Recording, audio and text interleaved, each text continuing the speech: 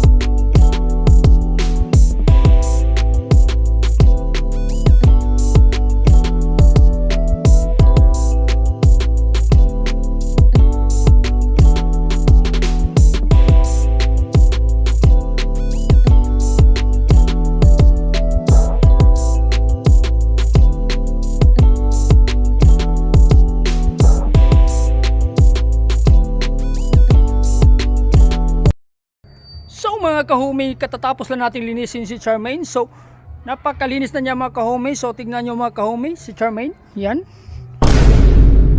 Kung makikita nyo si Charmaine mga kahumi, napakalinis na mga kahumi. So tapos na rin natin siyang punasan mga kahumi. So dito na natin tatapusin itong video natin mga kahumi until the next video. So don't forget to follow and share. So mga kahumi, no? So sa kato hindi pa naka-follow dyan, mag-follow na kayo. At tapos i-share nyo na rin mga kahumi for more videos. Peace y'all!